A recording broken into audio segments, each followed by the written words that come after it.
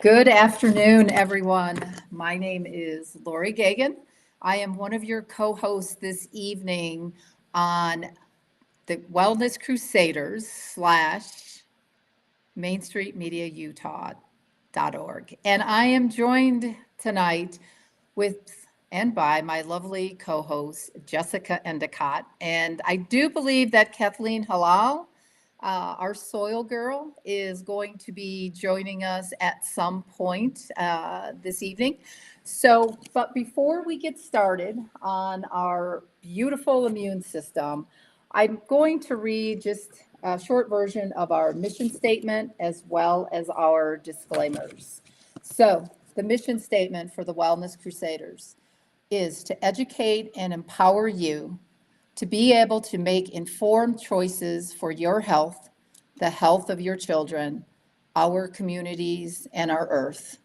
We are committed to fostering a world where the balance between human health and environmental stewardship is respected and nurtured. We hope you will join us on this holistic and transformative journey as we all walk together to create a healthier, more harmonious world for all.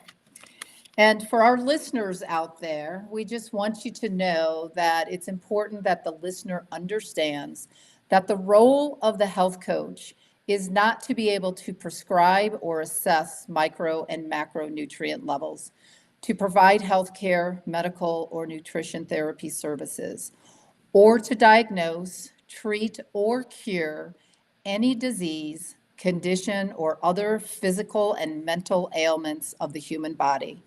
Rather, the coach is a mentor and a guide who has been trained in holistic health coaching to help clients positive, sustainable lifestyle changes and to be able to make these changes with the help of the guidance that we would like to offer. The listener also understands that we are not acting in the capacity of a doctor, a licensed dietitian, a licensed nutritionist, a psychologist, or any other licensed registered professional, and that any advice given by the coach is not meant to take the place of advice by your professional.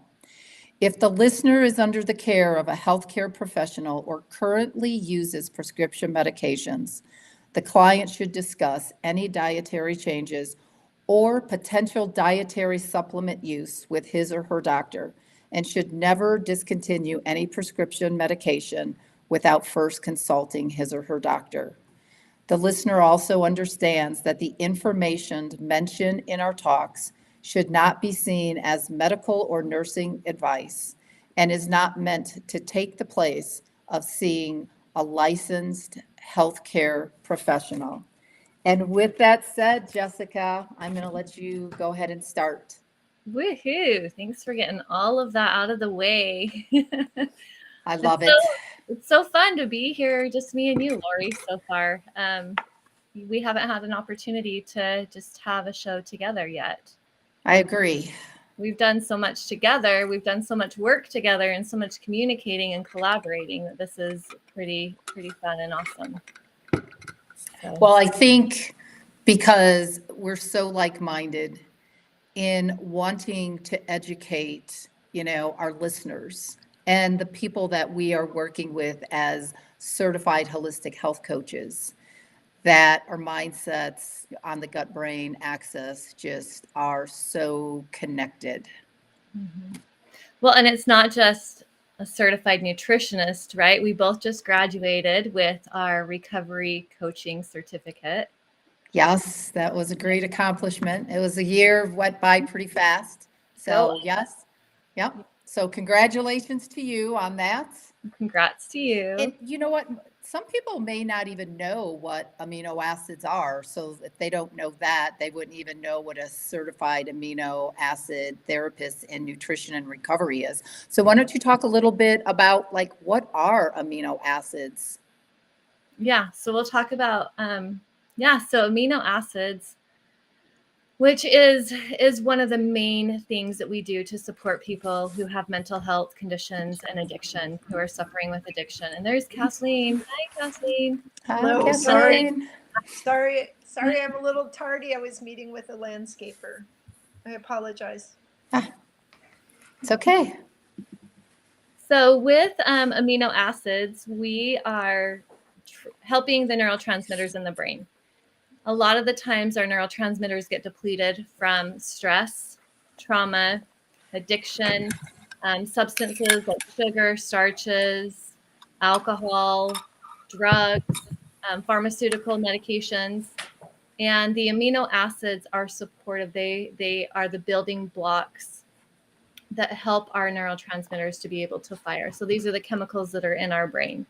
And when they're not firing optimally, people are suffering with anxious and sad thoughts, mood swings, ADD, ADHD, lack of drive, suicidal thoughts.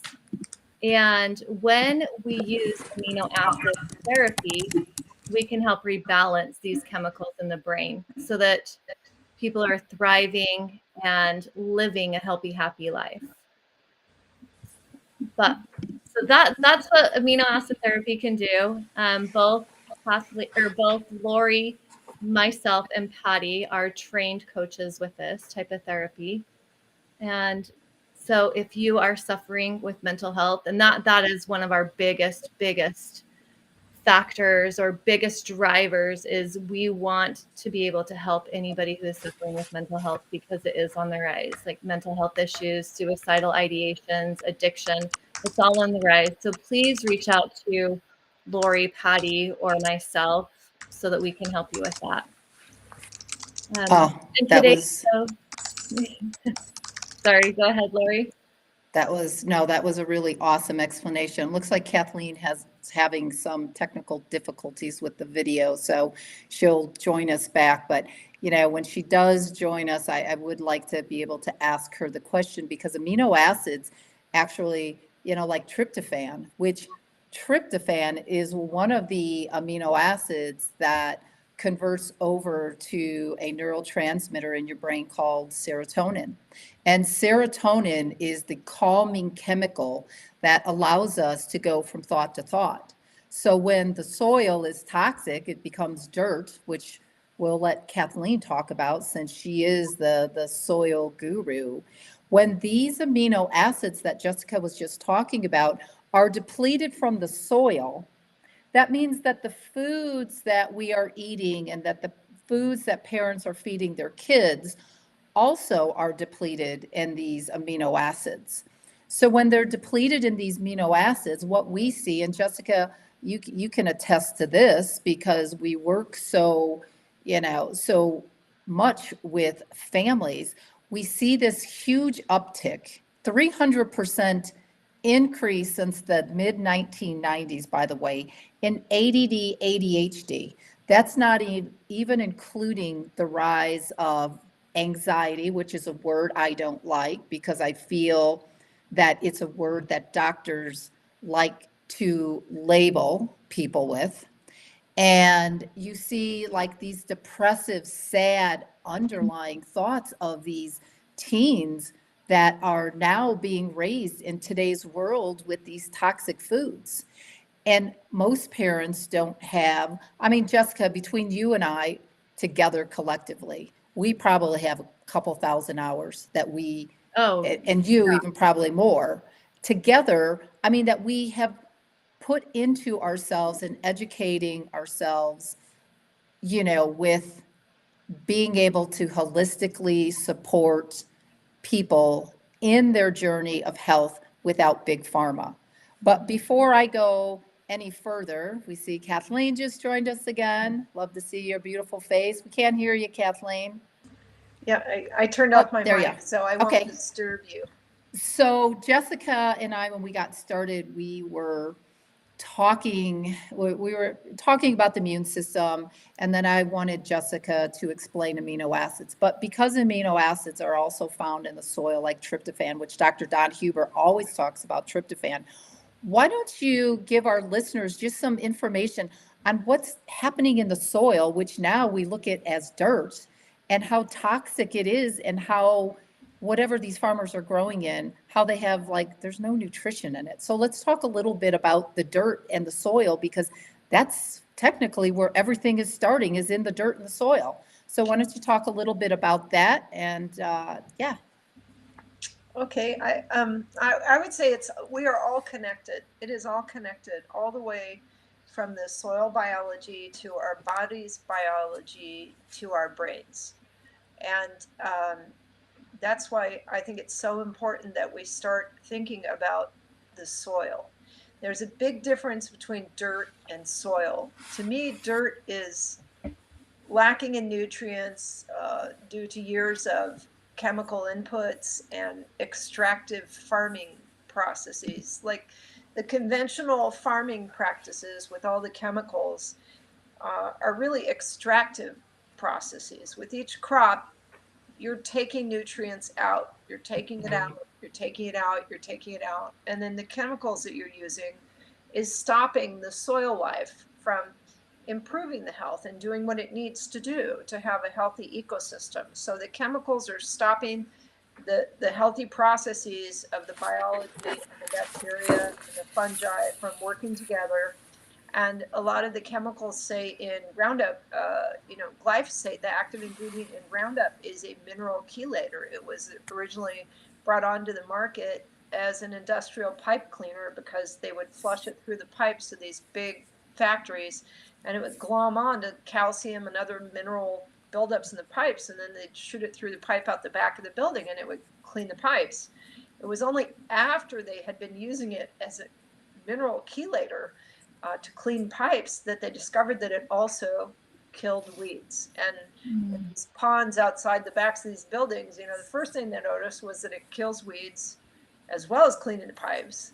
And then they noticed that there was some pond scum that was kind of resistant to the glyphosate, and it could live in these poisonous ponds. And so they took the genes out of this pond scum and they injected it into seeds, which were all good hybrids, but they injected it in, and now they plant it everywhere and then spray it with Roundup, and it's what's called Roundup Ready crops. And they did that with glyphosate. Those are glyphosate type crops, and the other, that's like 80% of the GMO crops out there, and then the other 20% are glufosinate resistant, which is, they're called Liberty Link crops. And it's the same principle, that you can go out and spray the crop and it's still going to grow because it's resistant to these chemicals. So farm chemicals in general, I think everybody understands, even farmers, that they're killers. And the mentality up until now was that everything has to be about yield, yield, yield, yield. We have to produce as much as possible because the farmers live on a shoestring. They work all day, all year, in all kinds of weather. They suffer. They're trying to eke out a living. And so it's all about yield. At, say, the grain elevator or wherever they're selling their product, they want to get the most yield. And what's happened is that we've been focusing so much on yield and not enough on what we're taking out of the soil. We haven't been focusing on the soil and the health of the dirt. And so Kathleen, for the sake of our listeners who maybe don't kind of understand farming, what exactly is a yield? What does that mean? Yield means how much they end up with at the end. How many bushels of wheat or corn. Yield is how much you're producing. And so the myth that is still commonly believed is that we can only get high yields if we use these chemical methods of farming.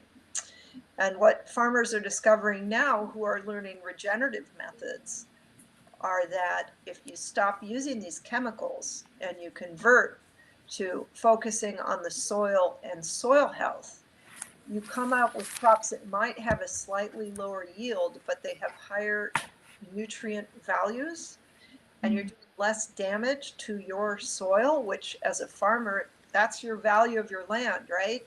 You don't want to see the soil become dirt, become sandy and light and dusty and blow away like it did in the Dust Bowls. That exactly. I was just having a talk with Dr. Fleming, who also is from Iowa, where Howard is. Yeah. And we just interviewed him, and it was a great interview. So for those of you who missed the interview with Howard Flieger 2 weeks ago, you need to go back and listen. He's a third generation farmer out of Iowa, and he's talking the same lingo that Kathleen is. It was a powerful interview. Sorry, I just wanted to put that out there, Kathleen, because that was a good interview with Howard. Yeah, it's always great to hear from farmers, but it's really about the issue now is about us losing our topsoil. Farmers are losing their topsoil. It's either running off when it rains or blowing away in the wind, and that's a real problem because we need good soil to raise healthy crops. But at any rate, back to what Jessica was saying, if you pay attention to soil health, you raise crops with higher nutrient levels, and these crops also have the good bacteria that comes into our body and helps our body thrive just like the plants thrive. So there's more and more science about the gut microbiome and the value of good bacteria and high nutrients and our overall health, including our mental health. So it's our immune system, but it's also how well our brain functions, how happy we are, how resilient we are to challenges. It's really like there's so much to explore right now. And you know what? You brought a good comment up, Kathleen, and maybe I'll bring up the question comment, and maybe Jessica, maybe you can just kind of help us out on that. So you talked about the bacteria. Mm-hmm. So we literally have trillions of bacteria in our microbiome, both good and bad.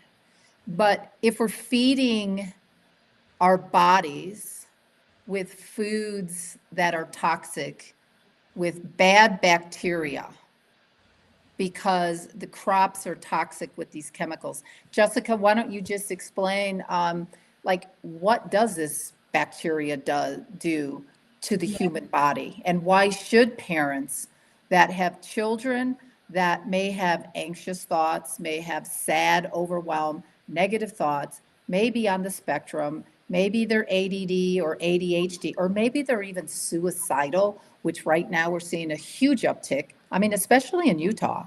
I mean, which could be leading one of the root causes of the food. So why don't you talk a little bit about how that bad bacteria chemicals impact the immune system? Well, it's such a big picture, right? Because so what Kathleen was saying is how the toxins are getting into our plants, right? They are being sprayed with this. They are being sprayed with Roundup. They're being sprayed with these poisons.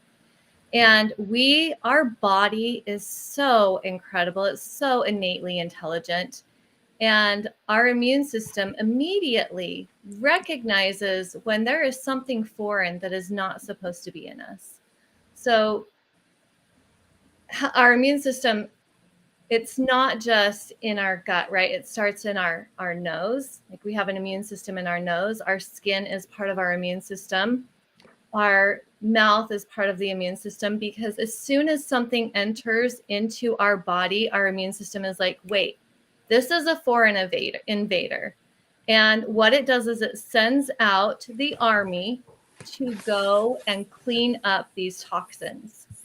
If we have got too many toxins in our body, our immune system is constantly working to try and clean those up because it wants us to get back to homeostasis.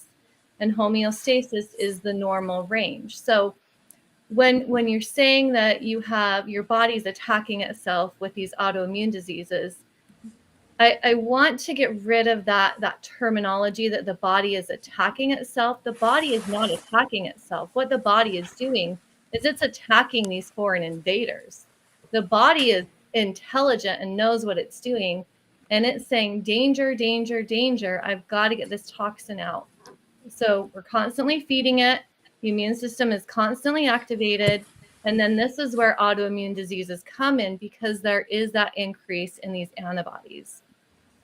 But when there's this increase in the autoimmune antibodies, now we're seeing the increase in inflammation happening. So now here's the increase in inflammation. Our body's inflamed, the joints are hurting, The brain is hurting. The brain is releasing microglia. Now, microglia have this job to go and clean up the dead cells. So they're going to clean up the dead neurons. But if they're constantly activated and there's constantly inflammation in there, they're constantly cleaning up. And so they're cleaning up some of the good cells too. So we've got inflammation in the brain, we've got inflammation in the body, we've got inflammation in the gut. And our immune system is just, it's never sleeping. It's constantly doing its job, right? Right. So this inflammation in the brain, now we're seeing an increase in the mental health crisis. But it's also, these toxins are also depleting the good bacteria in our gut. And the good bacteria is necessary for our body to fight off these foreign invaders as well. That's a really great explanation. And before I talk a little bit about the brain and how those toxins, how it's impacting as a brain, Kathleen, can you talk about a little bit about regenerative farming? So we know that the conventional farming with all the herbicides and pesticides are toxic, and it's leading into the uptick of all of these chronic diseases, all the inflammation that Jessica was just talking about. So we know that there are solutions out there. So let's just plant the seed for our listeners before I go out and talk about how this inflammation and how these poisons affect the brain. So let's talk a little bit about regenerative farming and some of the stuff that you're working on. Well, for me, the best solution is clean food. I mean, just know your farmer, go to the farmer's market, go to the organic, natural grocery stores or Whole Foods, or get food that's as clean as possible. And then that lowers the inflammation right off the bat because you're not putting toxins in. But in terms of regenerative farming, they're finding, scientists who are studying the nutritive value of the food in lab testing, they're finding that the regeneratively raised food, so the food raised basically without toxins, where you're focusing on the soil health and you're putting health back into the environment, you're putting nutrients back into the environment by caring for the soil and by stopping the chemical use. The food that comes out of that with the higher nutrients and being clean without the toxins is beneficial for our body, makes us stronger. And I'm always trying to think of a very concise definition of what regenerative farming is. The most concise definition I can come up with is that it is building the soil. It is farming that focuses on building the soil and increasing soil health, rather than conventional methods where you plant the crop and then take the crop. You're always taking. Regenerative is giving to the soil. And then in the end, the crops you come out with are healthy, disease resistant, high in nutrients, and you're taking care of the environment, and you're improving the value of your land and your farm because you're improving soil health. So, and the produce, what they're producing, you're able to make more money from it. We know that farming is hard work. We listen to, Howard gets up at 5 a.m. and goes until 11 p.m. It's not easy work what he's doing, but so hard. It very true. So it's important, honestly, that our listeners, yes, there are a lot of toxins in what is growing, but regenerative farming, how long has it been out? I've been hearing about it for the last year, but it's been taking off for the last 3 years, ever since the film Kiss the Ground came out, which is streaming on Netflix.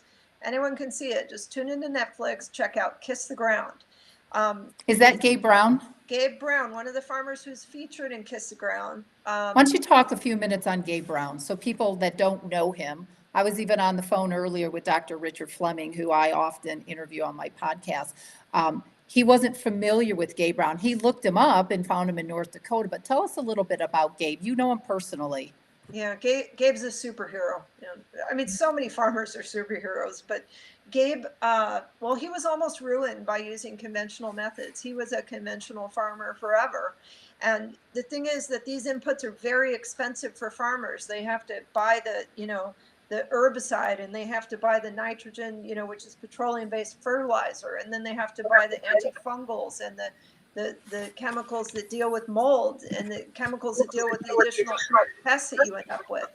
So it's very expensive to actually farm conventionally. And Gabe ran out of money, and the hailstorms hit his farm a few years in a row. So he didn't have any income. He only had expenses. And eventually he went to the bank and asked for a loan to purchase all those chemical inputs one year. And they said no. And so he had How to long figure- ago was that he went? And do you remember, was it a I decade wanna ago? I want to say 5 years ago, maybe. Okay. No, it was longer. Wait, it was longer. I'm really sorry, Lori. I don't want to answer because I'm not sure. Okay, It was some that's fine. time ago. But he Okay. was, hang on. Oh, in the 90s. My husband just shared in the 90s. It was a long time ago. And he had to save his farm, and he had no money to buy these inputs. So he was forced to figure out how to do it without putting in the chemical inputs because he didn't have the money. And so he figured it out, and he was like, hey, this works better. He goes, and my soil's better, and my animals are healthier, and I'm making more money because I'm getting a premium for my crops. So he set up Understanding Ag to consult for farmers. Any farmers can call him, and now he's consulting on over 34 million US farm acres. And his goal was 100 million, but recently I heard he changed it to 200 million because his phone's ringing off the hook. Farmers are so happy. They are making more money. They have Wow. healthier farms. They are increasing their topsoil. They are better able to hold water when the rains come. Everything is better. It's only upside for these farmers, but the biggest thing is probably making more money because they don't have to spend money on the chemicals. Right. And when they take their crops to market, they get a premium. And they're just happier. And so many of them are paying off their loans. They're not in debt. They're not miserable. Farmers are on such a treadmill. They work on such a thin margin. They work so hard. And the farmers who are picking up regenerative ranching and agriculture are making a lot of money. Well, and I want to also add that it just tastes better too. Yeah. If you compare an organic apple to conventional apple, the organic apple is so much more juicy and tasty, and oh my gosh. Absolutely. And I will tell you that it's not just organic. It's like this is past organic. This is organic plus, because to be organic more or less means the absence of these chemical toxins, which is already fantastic. And a lot of farmers are doing really well with just that, but this is like organic plus soil science. And that increases the nutrients, and that's what makes the food so delicious, Jessica. Like there's such a big difference in the flavor, and that's the nutrients. And there's a picture of Gabe's book called Dirt to Soil. It's a really easy read, and it's a story of his journey figuring out regenerative ag. Or you can go online. Gabe's all over YouTube, Gabe Brown, or you can look at their website, Understanding Ag, where if farmers are interested in converting and getting off the chemical system, they can talk to other farmers who are doing this successfully all over the US and Mexico. It's a miracle. Their farms are becoming the Garden of Eden. It's really miraculous. It is. And Kathleen, can you just tell our listeners, what are you certified in? And can you talk about non-toxic communities, you as a founder of that? Because I honestly think I met you in 2015 at the Environmental Toxin Conference when Sarah Leaney, who used to work for Monsanto, Dr. Sarah Leaney was the whistleblower on Monsanto to say, hey, listen, I've been doing these lab rat testing, and they're all coming down with non-Hodgkin's lymphoma. And that's the conference that I met Kathleen at. And instantly, just like you, Jessica, we became connected because we're honestly, I mean, we're healers. We want to educate. But can you chat a little bit about your accomplishments, because I got to tell you, I'm pretty honored, like, to know you because of your Oh. accomplishments, not just because of your heart and your passion, but because they were big accomplishments for you. So can you just...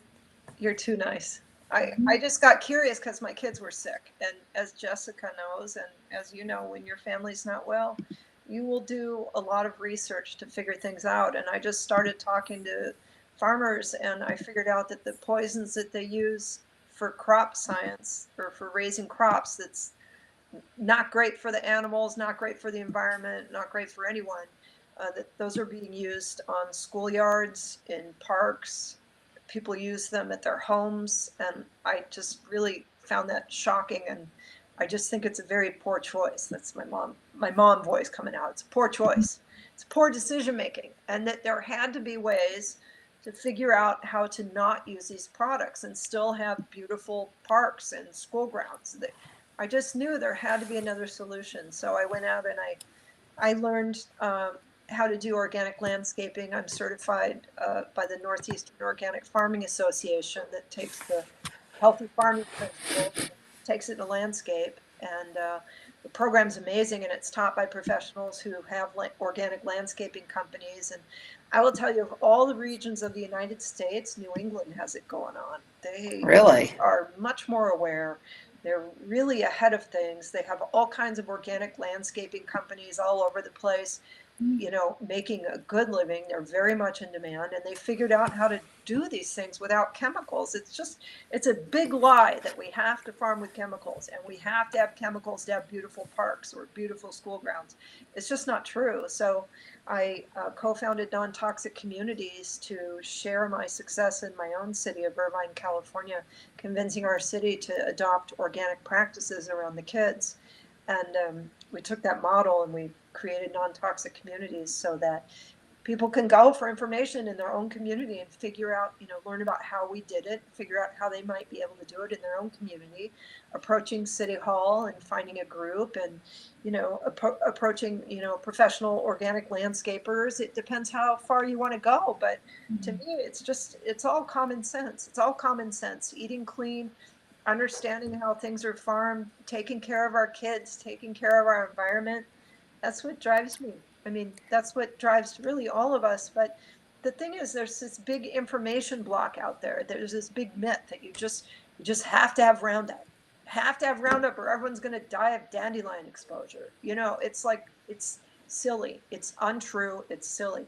And I'm going to put a plug in right now for a product that my husband and I invested in, and I worked very hard. I was just going to ask if you could talk about that, so I'm excited to hear about it. Yes, Yeah. me too. I have Well, some you know what? pictures from this morning. I have pictures. That's perfect. Why don't I talk a little bit about the brain, which takes us back to what do we do about immune health and soil health? Because again, it's where it all starts for. So, but just before I start talking about that, so you're pretty much saying you were the first person in the state of California to get your city, Irvine City, to go all non-toxic, organic, in the playgrounds, the parks, the schools, the things where the areas that our children play in. The next generation of doctors, trade schools, welders, however, you want to look at, it's the next generation. You were that first person. Engineers, inventors, like whoever they're going to grow up to be. I will tell you that my city of Irvine, my group, when we got the policy passed with the city council, we were the first city to pass probably an official organics first landscaping program. I will tell you, there were other cities, there were other pockets who were like saying no more Roundup up north. I know Marin, there were groups of great groups of moms and community leaders who got together and passed, different policies in the county or in the parks. So there were other pockets, but we were probably the first major city to have an official city policy passed. And that was over 9 years ago.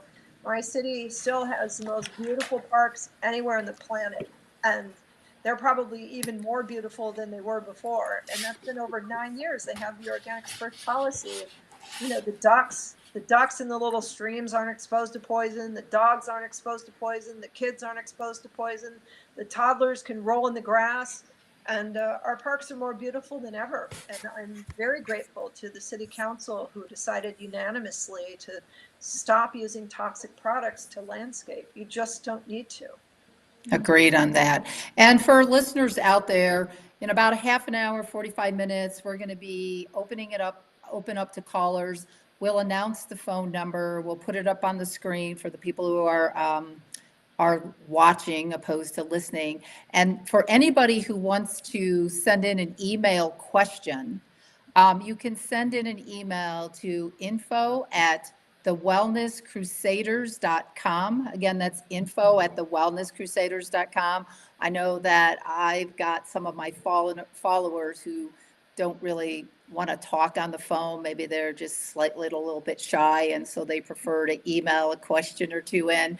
So again, we'll give you the phone number. You can email us at info@thewellnesscrusaders.com. Let me just share, Lori, before we move on. Can I please share the Sure, pictures from of this course. morning in my yard? Because Yes. I had a landscaper come visit me from Nevada, and he's a big landscaper. And Wow. he said he's been looking for a non-toxic herbicide for a long time that's very effective. So he came over and I sprayed. And you've seen how it works. You know how it works. But I have pictures here that were 2 hours apart. So I sprayed at 10:30 and then at noon at 12:30 I have the after. So that's a before. Can we get them side by side maybe? I don't know. Okay, well that's a before. Can we get the next picture showing? The one after on the bottom. The bottom one is the after. Yeah, that's after. That's 2 hours. Wow. And is that the new products, Kathleen? Not actually. I had some of the previous products Okay. around, but they work the same way. The new Yes. product will be called Firehawk, and it's going to start shipping April 15. So if you're interested, please contact us, and we'll put your name on a list, and I will reach out to you about ordering it. But it's fantastic. It desiccates weeds, and it does not hurt the soil biology, and it's not toxic for your pets or for bees or anything. So basically, and I know the answer to this, but let's say you spray and your dog went out to go to the bathroom. I mean, their little paws, you don't even have to worry about it. Unlike any other chemical poison, which they say 6 to 8 hours, and technically glyphosate, when it's sprayed, is pretty much in the earth forever as we know it. Yeah, glyphosate's half-life in clay soil is 21 years. No, wow. Right. This product's around for under an hour and it's gone. So maybe can we show one more time? That's before. That's at 10:30 a.m. And then please, there's after. It's a little bit shaded because the sun moved, but That's so crazy. What You did the get the picture. landscaper? How was the the land? landscaper, his eyes popped out of his head. He was like, I've never seen anything that works so fast and so effectively. He was super happy. So we'll talk a little bit about the brain, but I want to make another comment that we'll come back to. The United States has probably some of the worst laws for the human that allows this toxic spraying to happen. Yes. Which is harming the immune system. But then you have places like Russia, who doesn't even allow Yeah. a GMO, a genetically modified organism No seen Roundup. in, because the leader of their country knows that it's poison to the human health, and he's adamant about protecting his citizens of his country. Yet here we are in America, supposedly supposed to be one of the leaders in the world, which No. right now with everything in the world that's going on, I love America. I love America how it used to be, but I have to tell you, I don't love the laws. I don't love big ag. I don't love big pharma. I don't love what the government is allowing big ag, big pharma to do. Yeah. But I'll tell you though, on the pesticides, it is the way our government regulatory agencies set the limits on pesticides. It's just according to what the industry needs. And it's been climbing up over the years because products like Roundup are failing. And so farmers and landscapers, whoever, they're using more and more and more. And so our regulatory agencies just permit more and more and more to be out there. And the other thing that really upsets me today, now live, in a few states, including Iowa, our legislators, Oh, our legislators horrific. are right now trying to pass legislation saying that citizens cannot sue the chemical industry. Yes. So say Bayer right now for Roundup, they're Right. trying to stop the lawsuits because Bayer is losing their shirts. They keep And- They losing should. lawsuit after lawsuit. But you And know what? I'll even, politicians that are standing up they're need to padding be, their pockets. these ones, these politicians who are trying to pass this law for industry's benefit need to be called out. I want Exactly. billboards with their faces and their names I'm in. because citizens should be protected. And you know what? So we've all been watching that bill in Iowa because of Howard. It's And I saw that unbelievable. thread come through with Dr. Michelle Perro, who is also a wellness warrior fighter. And she said that, and I was flabbergasted. It's That because infuriating. it goes over to the vaccine industry. I'm sorry. Vaccinations damage. And listen, we all have children. We didn't know as young moms who maybe hadn't been in our journey right now. Vaccines have adjuvants in it, and adjuvants are ingredients like aluminum, mercury, lead, however they're going to open up the cell membrane to get the vaccine into the cell. Those are equally as toxic.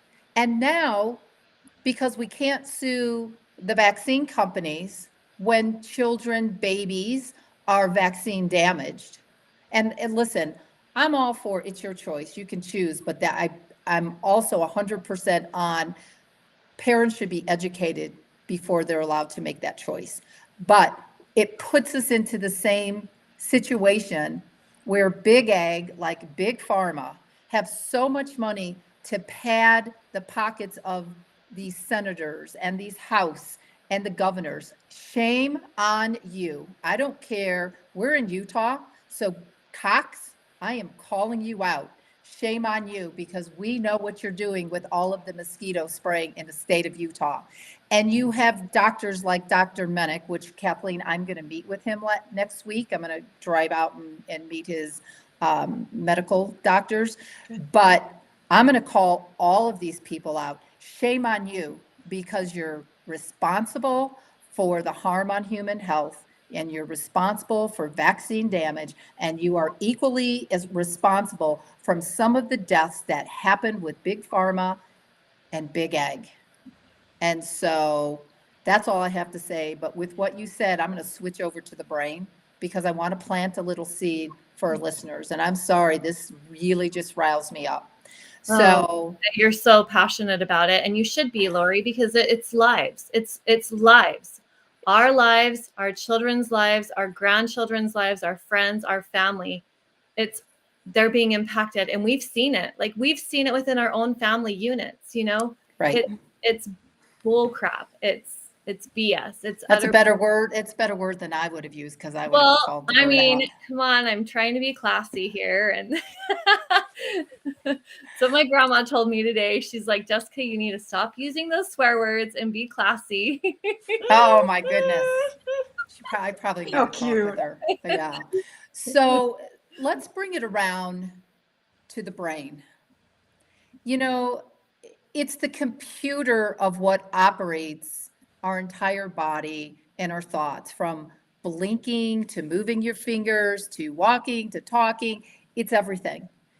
And when I do my workshops, and Kathleen has seen me in action, the last one that I did, I had these droppers on the chairs of all the people that were coming in to watch Kathleen and I and Dr. Don Huber, who we invited down from Idaho. And for those of you who don't know who Dr. Don Huber is, he's one of the world's renowned scientists that he was talking about what glyphosate was doing back when I was still on a tricycle. And he is one of the leaders who actually flies all around the world, educating them on the dangers of Roundup and the alternatives that they can use to farm their lands. So we talk about these chemicals and we talk about the dropper because the people would come in and obviously there's a dropper and they're like, okay, well, what's this? And I tell them not, I'll tell them about it at the end of the workshop. So it takes about one drop and Kathleen, correct me if I'm wrong, is it 1 or 2 Olympic-sized pools to change the chemical balance in the pools? Is it 1 drop or 2 drops of Roundup? It's 1 drop. It's It's 1 1 drop. Yeah, and I've heard some scientists saying 3 Olympic-sized swimming pools, but let's just give them the benefit of the doubt. Let's say 1. Okay. 1 drop in 1 Olympic-sized swimming pool. That week of a concentration starts to cause breast cancer cells to grow. Right, right. And non-Hodgkin's lymphoma.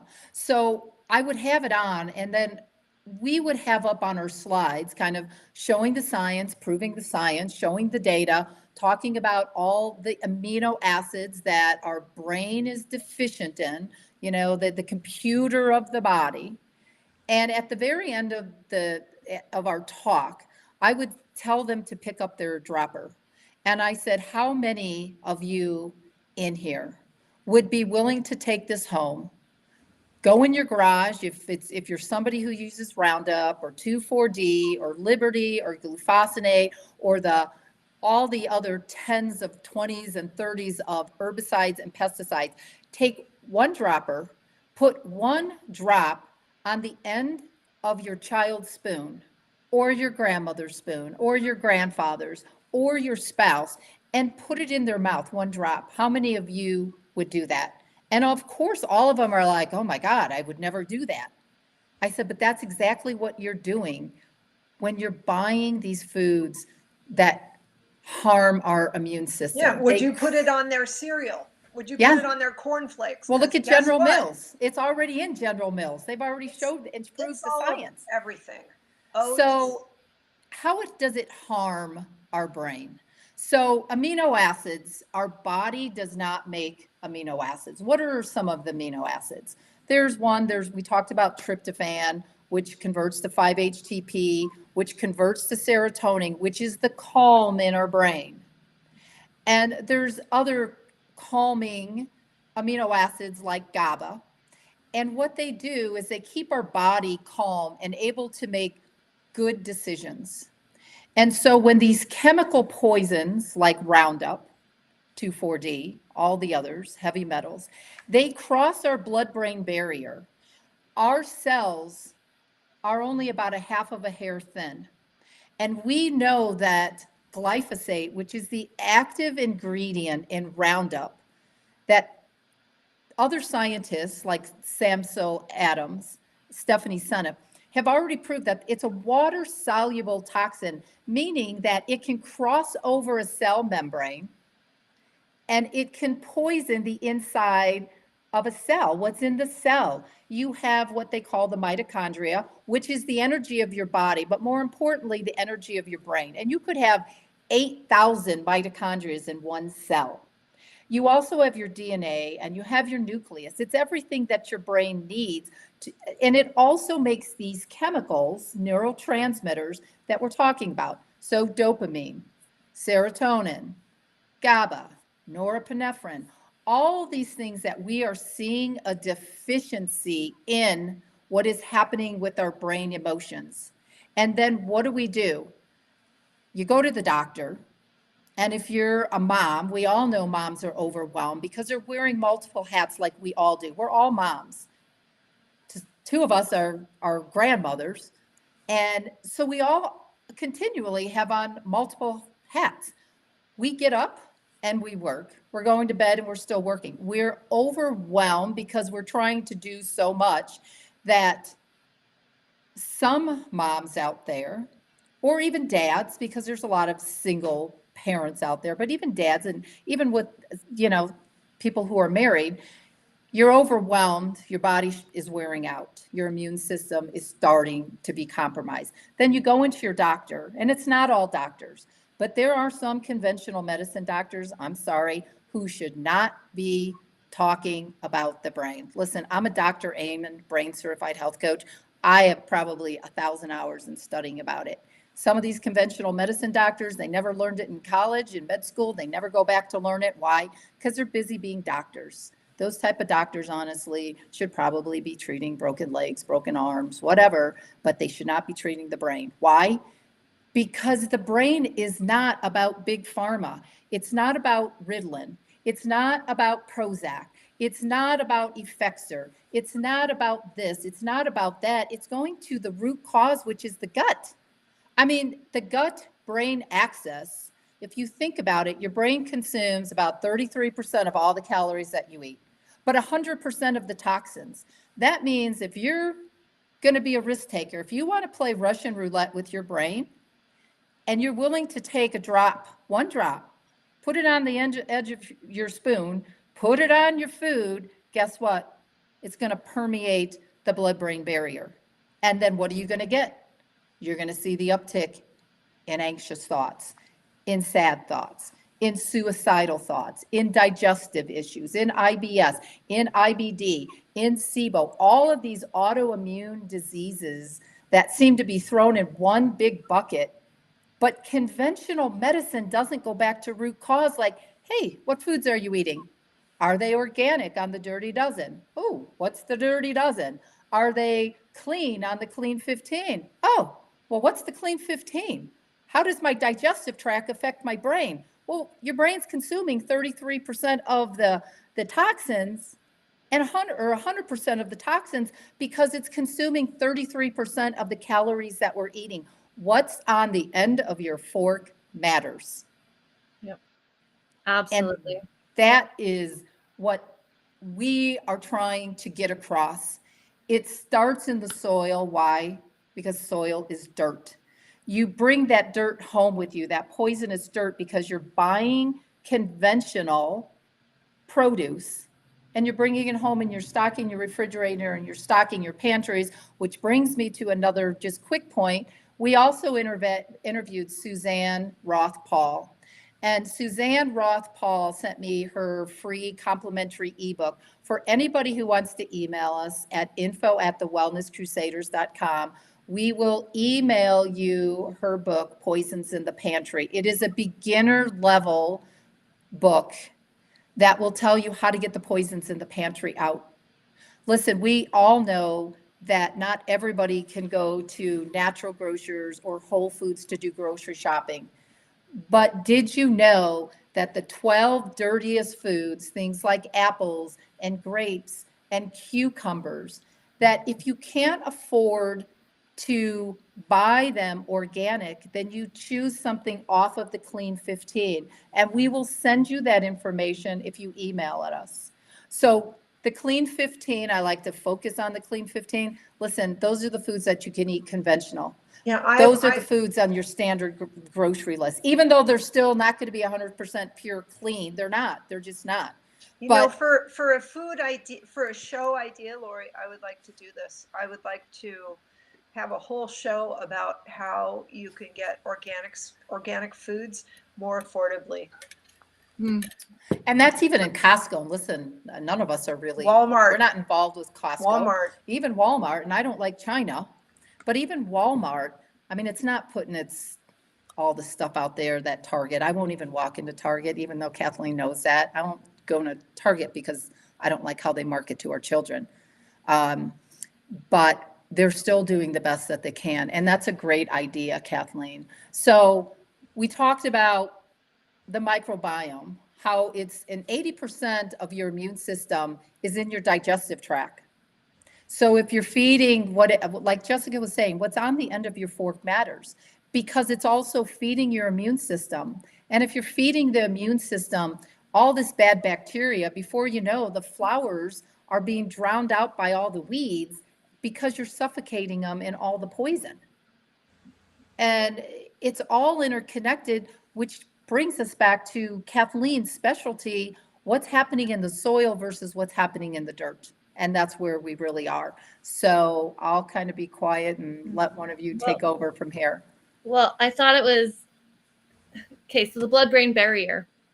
The blood-brain barrier is a barrier to protect our brain from the toxin. Because it's supposed to be protecting our brain, right? But that overload, it's diminishing, it's compromising that blood-brain barrier.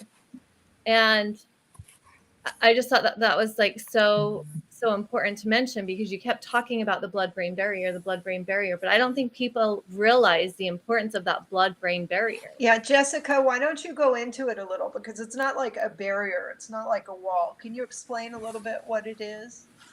Well, it's the protection mechanism. It's so our immune system is actually set up to protect things from entering inside of our brain.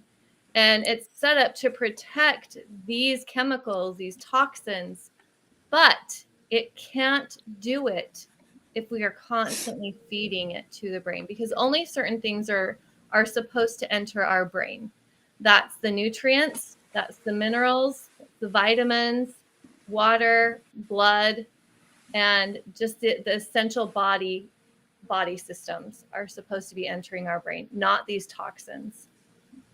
And so our immune system is also like in part of our liver, it's part of our stomach, it's part of our intestines, it's part of our blood.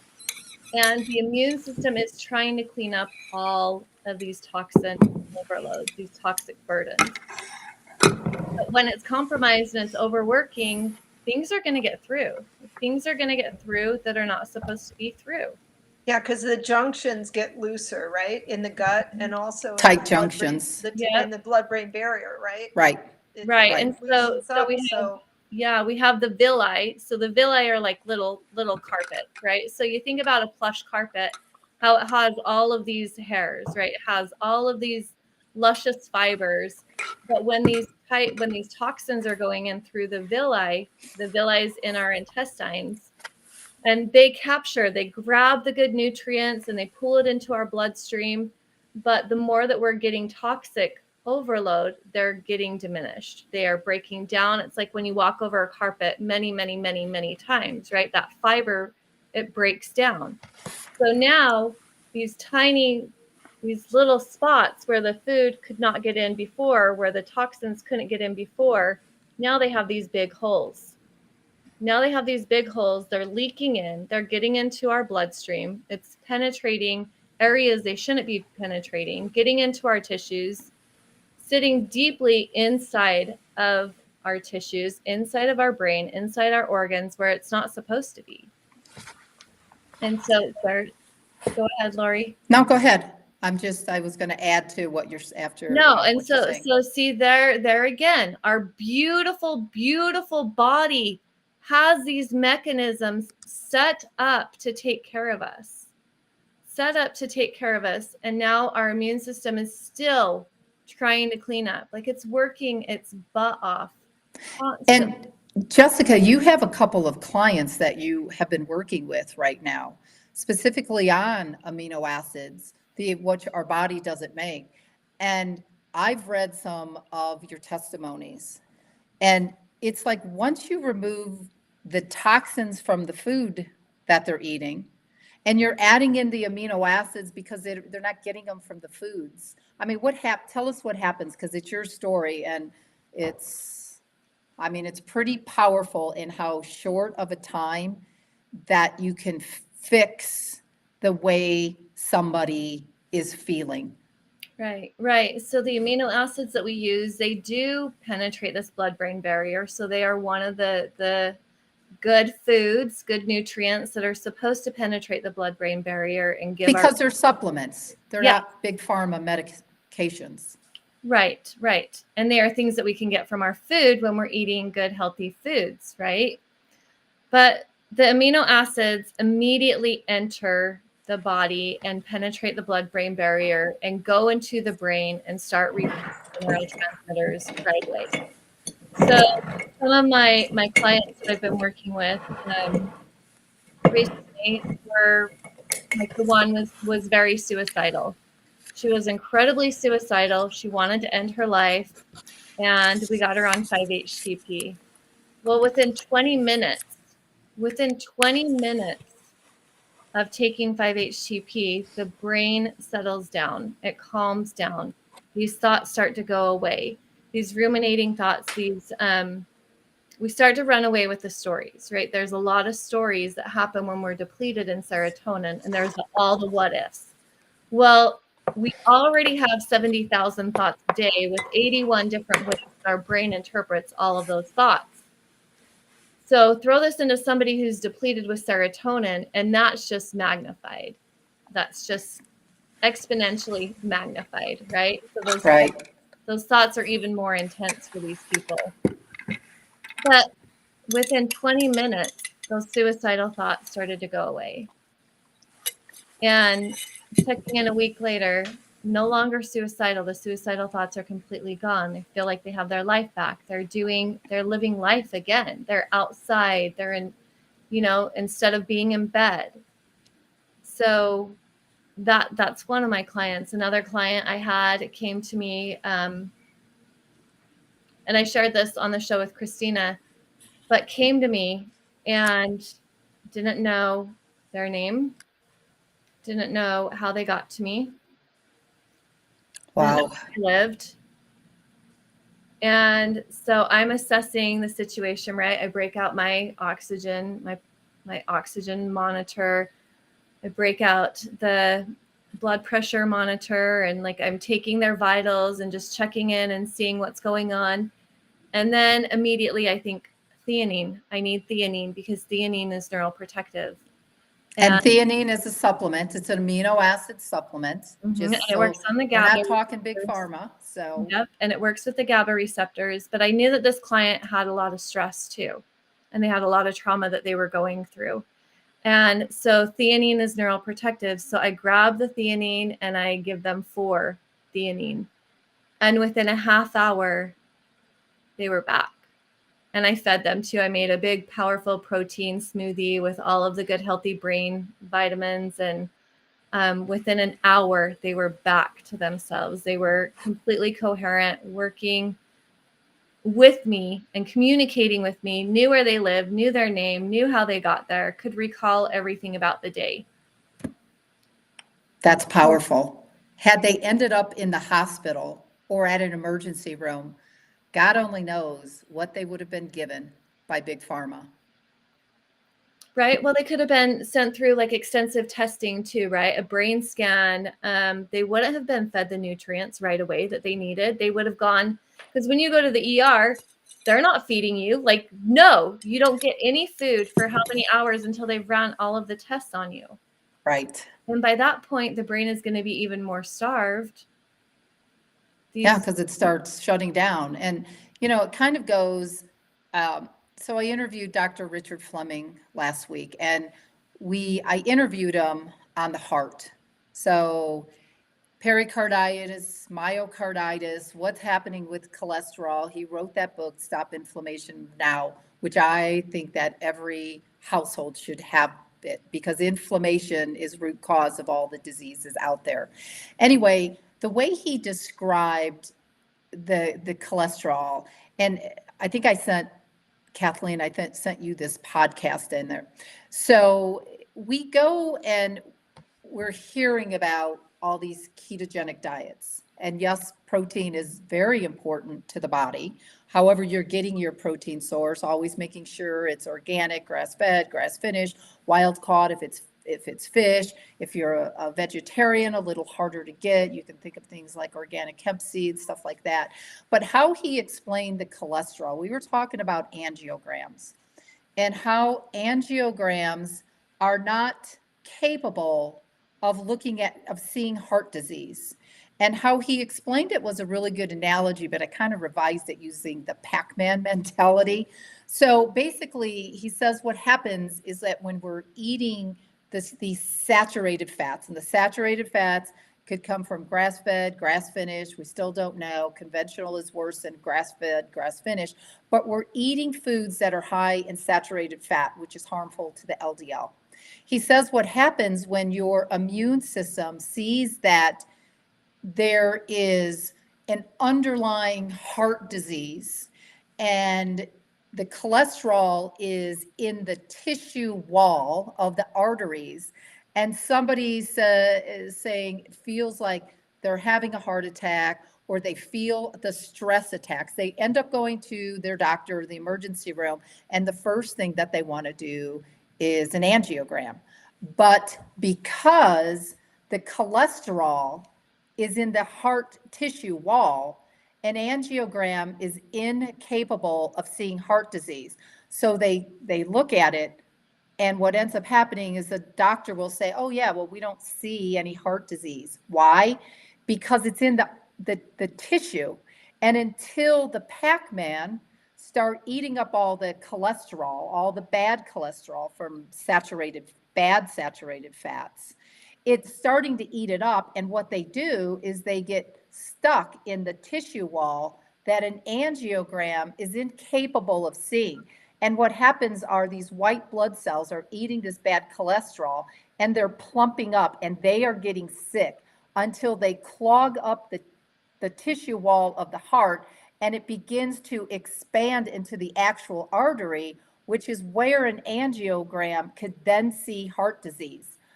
But if the LDL and your white blood cells, your immune cells that are fighting for your life, are eating all of this cholesterol, those white blood cells are getting sick, and they're lodged in the tissue, and an angiogram isn't going to show heart disease. And then what happens is they start expanding. By then, heart disease is prevalent because an angiogram missed it.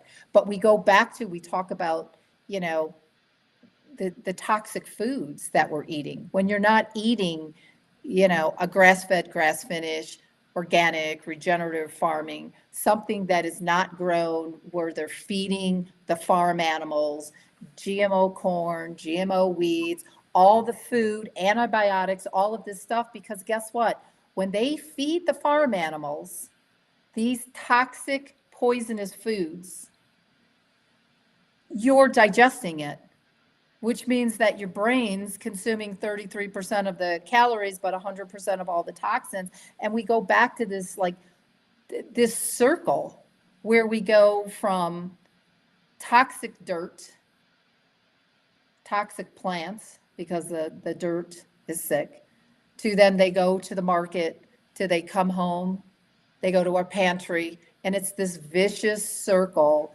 And I can't say no one, that's the wrong word. There's not as many people as we need educating that we have to say enough is enough, and it's time to stand up. Tell your local supermarket who's not carrying any organics. Tell them you would like to see a few things organic. Pick stuff off of the dirty dozen, which we'll do a show on that. And carry more of the foods that are healthy to the body, that nourish the body, that nourish your brain. Can I talk a little bit about the Sure. food show with that? Yeah, for sure. Seems like a good segue. I wanted to tell you guys about one of my favorite products ever. And I don't know if we agreed to plug products, but I am so gaga. Okay, we about can't this read it because cottage cheese. It's if called you go, Good. Where do I have to go? you have to go into settings, the gear shifter at the bottom, and turn off mirror. I had to do the same thing. That little gear shifter in the bottom of. Weird. There it is. You're good. Okay.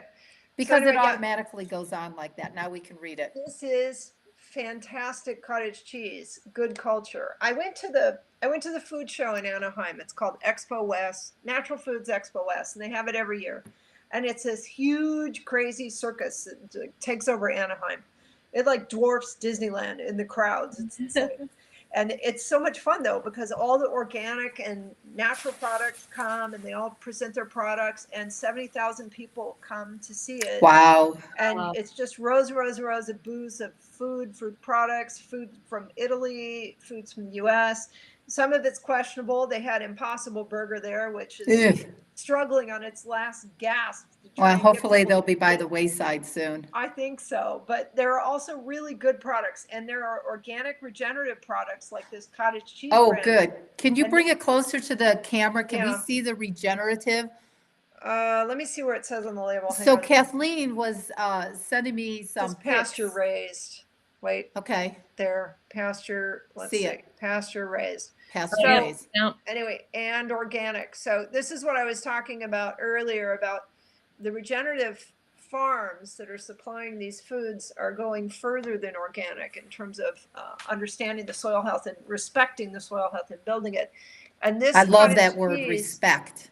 they are the nature and health, I like our love it. bodies, like Jessica was talking about, respecting our bodies and really honoring the way we're made and trying not to damage everything. But this cottage cheese, the guy, he made a presentation with his investors, and he said when he had the idea of making a better cottage cheese, everyone laughed at him. But he was like, all the other products that are out there are slimy and watery and not that great. He's like, I can do better. Seriously, I am not kidding. I do not have one friend who hasn't tried this and decided they were hooked. And Lori, it was your husband who told me about this. And Really? yeah, and I walked up to the guy and I'm like, oh my gosh, your cottage cheese is like crack. Like I can't stop eating it. I would never buy anything else. And he laughed. He goes, Wow. I get that a lot, but nobody's likened it to crack yet. So I was like, it is that good. And they have several different versions, and they sell this in so many stores, I think even Walmart. So if you go online and look up good culture cottage cheese, see where you can buy it near you. I think it's even in the conventional markets, like what you were talking about, Lori. And Yeah, I it's think delicious. Sprouts have them. Sprouts, right? And Oh, really? the prices vary, so shop around. What? Good Sometimes what? it can be on special. Good culture cottage cheese, and this is raised. This is from milk of cows that are raised on regenerative farms, and it's getting quite a following. But I also met here. They give me a cup. Uncle Matt's orange juice. They make organic, all kinds of citrus juice. They're based in Florida. They're fantastic. But it's very exciting what's coming on the market, and the organic regenerative products do cost more now. But the more that come on the market, the more we'll find that are affordable. And not all, this is where it gets murky a little. Not all regenerative products are organic certified, and that doesn't necessarily matter.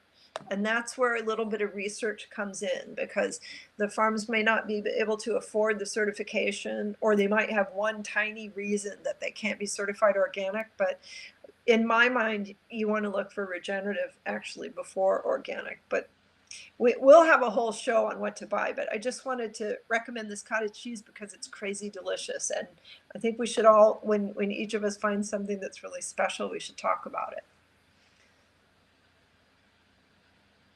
So anyway, I'll keep talking about products, because when I find things that my family likes, I like to share with people. Oh yeah, I love to share too. You know, yeah, because it's hard. I mean, sometimes switching, if you're used to eating sort of all the conventional foods, sometimes it takes a minute for your family to accept the switch. And sometimes you have to try a few products before you find the one that's really good. But I think we were talking about a couple weeks ago that once you get used to eating the very healthy food, you can't go back. Mm-mm. Then you taste the difference, in the flavor levels and everything else, the quality of the food. So I have one more thing to share that will seem random, but back to the soil conversation. Could we please have the picture put up of the farmers? It's Howard. I don't know if we showed this during Howard's talk or not. We may have, but this is a photo of Howard with Gabe Brown showing the fun. soil on Gabe's farm, and I wanted to talk about that a little. And then I'm just going to read off the phone number because we're going to start accepting call-ins. The phone number, and we'll put that up on our screen after Leighton shows this, is 385-899-2134. Again, that dial-in number is 385-899-2134. And there he is, an American hero, Howard. Now that's and Howard Gabe with Gabe Brown, who I Yep. was talking about earlier, who founded Understanding Ag, and he's helping farmers to switch over. The process takes a couple years, and so there is a transition time that seems kind of rough and uncomfortable, but I haven't met any farmers who have converted their farm to regenerative under Gabe's watch who weren't happy and were going to go back. They all say, we're never going back. We're making more money than we've ever made, and everything's healthier, and we're not going back. But this is a picture here of. How many acres does Gabe have? I don't know. Okay. I want to say 6. You know what? I'm not sure. We can find out it's in his book, or I can look Okay. it up and I'll share it with you later. But Okay. that's the soil from his farm. Howard Wow. picked up a shovelful, and can you see how it's very black and Oh my dark? gosh. Yeah. They call that chocolate cake, and that's the ultimate. That's what you want with your soil. You don't want like a light brown, weak color like, cappuccino. You don't want cappuccino color. You want chocolate cake color. And this, you can tell by the smell when you see this soil in real life, but you can also tell just by looking at it that it's very nutrient dense. It's probably full of earthworms. There's probably a shovel full of earthworms there. And the earthworms, are our friends, and they help with all the soil biology and all the soil life. And that kind of soil is what gives you the nutrient density in the crops or the beef. If the cattle are roaming on that land, they help to create this chocolate cake soil. Everyone out there who's saying that we need to get rid of cattle are lying. They are not just misinformed, they are lying. There may be some who are misinformed, but the leaders of, spreading that message, like our friend Mr. Gates, it's a lie. The cattle are the animals who will save the climate and save the planet, and they create the soil. That's how we got our Great Plains in the United States. It was the bison.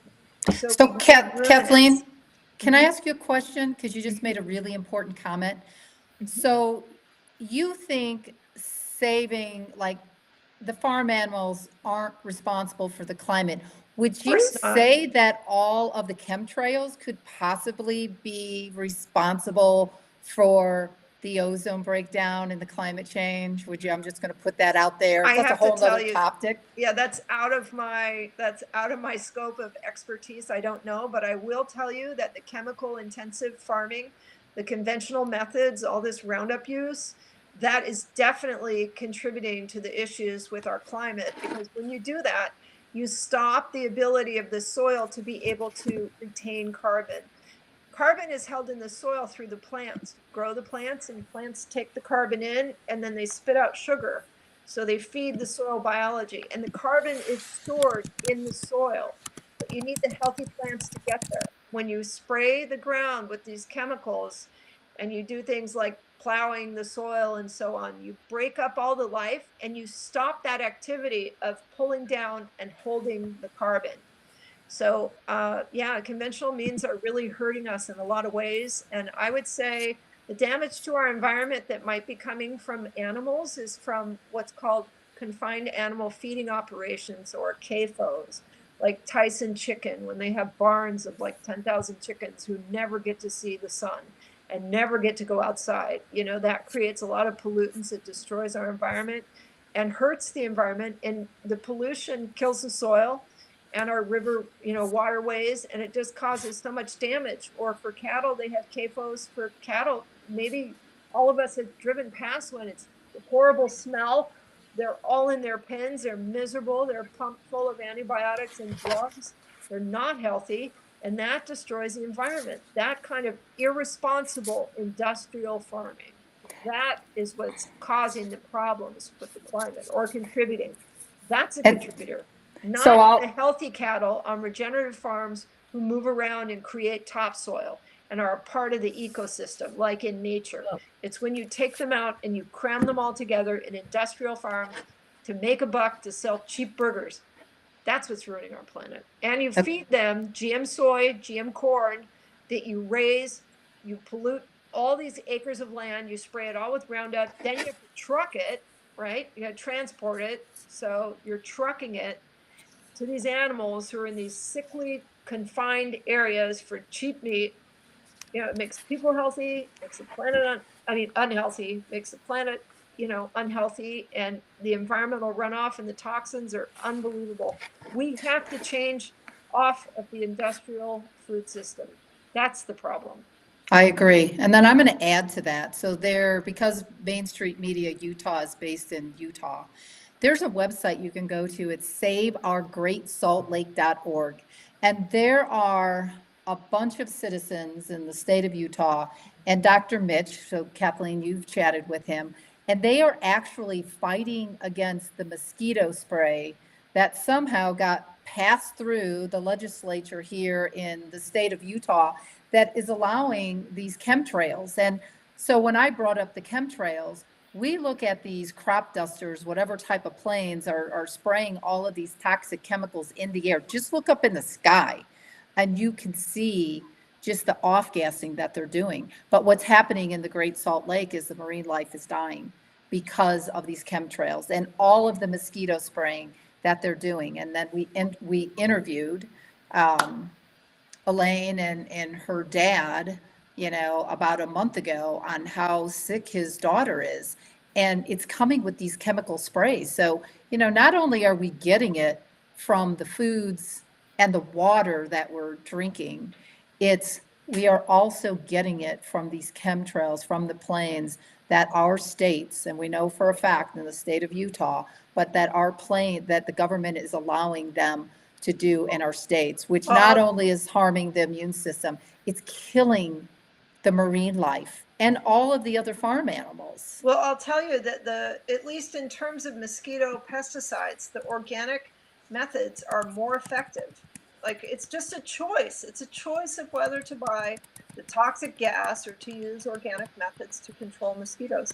I don't even think it's much of a cost issue, if any. It's just a choice to buy the toxins versus employing organic methods. And it's up to our leaders and our decision makers to care enough to say, oh, well, is there a safer way to control mosquitoes?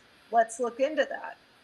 Nobody seems willing thus far, but the citizens are going to have to ask for it. The citizens are going to have to ask for their parks to be organically maintained, and they have to ask for the mosquito control to be responsibly done in a way that protects people from any mosquito disease, but doesn't crush the environment in the meantime.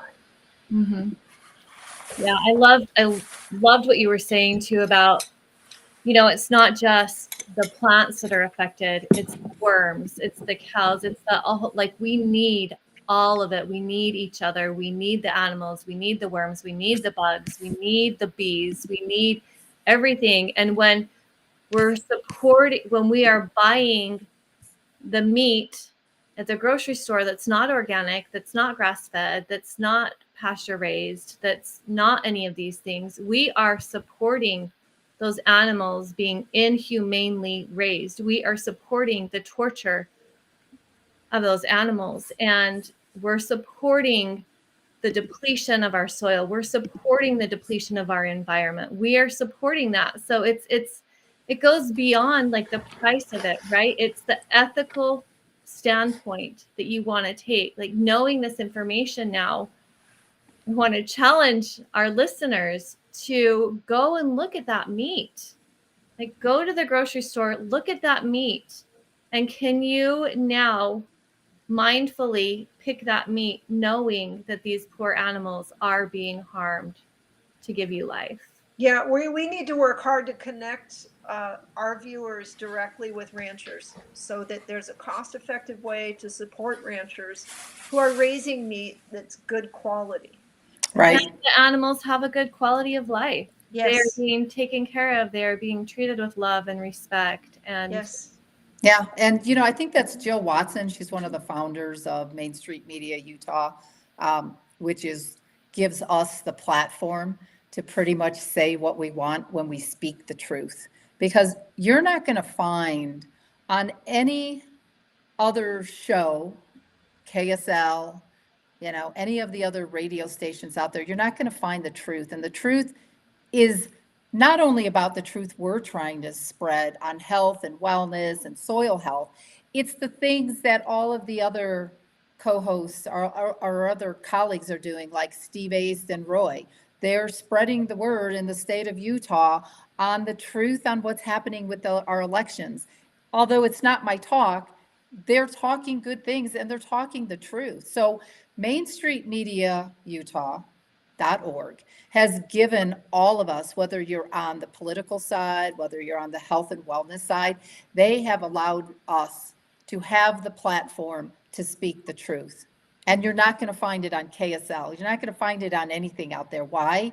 We were just talking about this money talks and bull S. That's exactly what it is. You pad my pocket. You don't talk about toxins. You don't talk about soil health. You don't talk about Roundup. You don't talk about vaccine damage. You don't talk about this, and I'll donate to this, or I'll fund your 501c3 for this. No, we need to get the truth out there, because America is in trouble. Utah is in trouble. We're in trouble. Why? Because our soil is sick. Our babies are sick.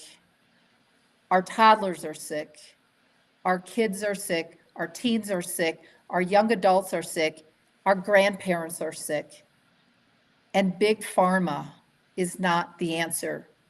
Going back to soil health and educating on what farmers are growing, supporting your local farmers, going to the farmers market, like I know both of you are huge fans of, and Jessica's always down at the farmers market every Saturday when it starts. But supporting those people because they need the support. It's true. So, The lettuce we get at the farmer's market, I'm sure Jessica knows this too. The closer you get it to when it's picked, the more nutritious it is for you, but also the more delicious it is. And we pay more for that at the farmer's market, but it's so darn fresh that it lasts throughout the week with no problem. Like if we don't eat it the first day, it lasts longer, right? and when food is nutritionally dense, you eat less food because it tends to fill you up faster because of the nutrients in what you're eating. So you no longer have to go and get one of those big gulps of plate because you're eating food that doesn't have the nutrition in it. You can kind of go back to where food is medicine and medicine is food, and your health is going to be better. But we'll go into our calls. I don't know if we have any email questions that one of you two want to read off. And if you don't, we can go into our final wrap up of what we would have to say. Let's go to the queue. Leighton, are there any callers? I know we didn't really announce it early enough, but I don't think we have any callers. No callers.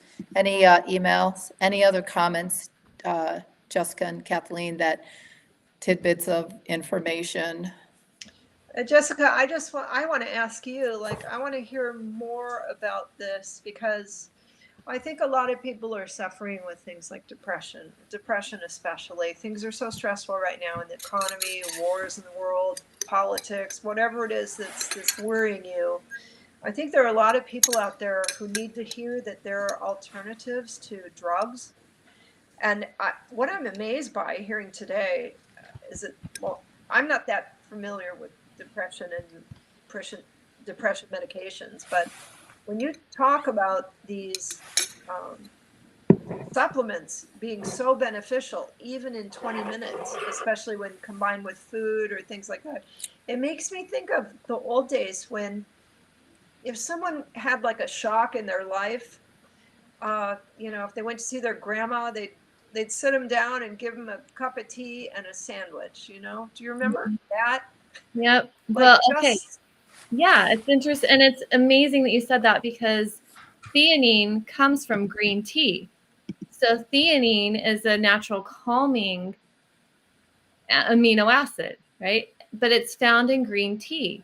So why is that so soothing? Why is that so healing for us? Well, there's why. But these comfort foods, yeah, they're it's comfort. So fast though, what you're talking about in 20 minutes. It's remarkable. It is. It's really remarkable. What about like meditation? How do you, for the listeners who might have some anxious kids, or they may be anxious or overwhelmed, what are your thoughts? I mean, if you're cleaning up your diet, I know that, the meditation side is super important to calming the sympathetic nervous system. Tell us a little bit about that and what you teach, and what our listeners can email you on and hire you as that health coach or the meditation expert or the yoga expert. Give us a little bit of information on that. So meditation is my sweet spot. It's so near and dear to my heart. And I believe that it was one of the things that significantly changed my life and altered my moods for the better. We have the vagus nerve, and the vagus nerve is our biggest nerve in our body. Runs from the base of our neck and then down through every single organ, and it sends information back to our brain. And so when we are in fight or flight, the vagus nerve is not communicating properly with our brain. So the vagus nerve has this bidirectional feedback with all of the organs in our body. And when we're stressed out, we're not breathing properly. We are constricted. Our breath usually resides up here in our chest when we're stressed out. And when we experience a trauma or stressors in our life, our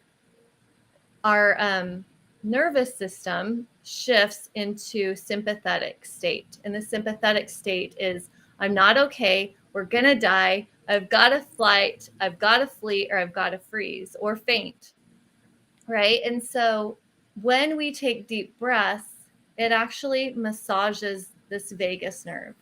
So as we take a deep breath, inhale and then exhale, it's massaging that vagus nerve. And now it's shifting us over into the parasympathetic dominant state, which is our rest and digest. So our organs are becoming relaxed, and the feedback that is going to our brain is, I'm okay. I'm okay. Now, when the meditation practice that I do is mindfulness meditation, and mindfulness meditation teaches you how to step into the place of becoming an observer. And when you step into that place of becoming the observer, you actually get to observe your thought patterns. You get to observe your thought process, and you get to pick and choose which thoughts you want to interact with. Now, if somebody is depleted with their chemicals, of course, we're going to use some amino acids to help them be able to sit and to be able to help them process and to be able to help them step into that place of the observer. A lot of people who are depleted in serotonin can't step into that place. And so we'll help with 5-HTP or tryptophan. But this does help to create new neural pathway firings within the brain, so that there's so much I can go into detail here, but I'm trying to break it down into simpler terms. But when you meditate, you are changing the neural pathways in the brain, because you are teaching your body how to sit and how to be less responsive. And you're breathing, you're focusing on your breath. And as you focus on your breath, you're stimulating that vagus nerve to stimulate the parasympathetic nervous system. So that's a simpler way to explain it. I could go into like the prefrontal cortex and the amygdala and all of that and get deep into the brain of how the chemistry and all these parts of our brain work with meditation. But I think that's another day, another class. Oh my God, I would love to do that with you. So let me just ask you a question by saying that. So how long do you have to meditate for? You don't have to do it for hours, right? So how can you do it in a short period of time? A busy mom or a busy dad, kids running around, they're really stressed out, they feel like they're in that sympathetic. What do they have to do, and for how many minutes can they do it? 3 simple breaths can reset. 3 simple breaths. So let's actually do it right now. Okay, I'm in. Okay. So take a big inhale through your nose, inhaling all the way down into your abdomen. Hold it for a second, and then exhale, pulling your belly button all the way towards your spine, letting go, releasing. Inhaling through your nose, following all the way down into your abdomen, so you're expanding in all directions. Hold for a second, and exhale, pulling that belly button towards the spine, letting go. One more big breath. Inhale. And exhale. Just 3 breaths. Wow. 3 breaths. Wow. That is a good wrap up. I absolutely love it. It feels nice. Yeah. So I guess that's all for our final monthly talk. I love you both. Thank you so much for being who you are and spreading the good word. We all need it. Thanks. And again, you can email us if you're interested in Firehawk that Kathleen was talking about. If you're interested in learning more about mindful meditation or yoga, or you have a group of people that you want to invite Jessica to, you can send us an email at info@thewellnesscrusaders.com. If you want Suzanne's free ebook, again, email us, info@thewellnesscrusaders.com. Let us know that you're looking for that free ebook. She also talks about the toxic seed soils, which we haven't even mentioned on this particular podcast, but we'll talk more about that. But please feel we are with you. We want you to join our crusade. We want you to be as educated as Kathleen is, as far as understanding what's happening in the dirt and the soil, and taking it all the way up to the brain for mindfulness. We are here to support you. You are never, ever alone. So I guess that's how we'll wrap it up. Thank you for that meditation, Jessica. And I guess it's good night for now. Thank you both very much. Thank you. Much love to everyone. Thanks, All right. Lori. Bye, All everyone. right. Ciao.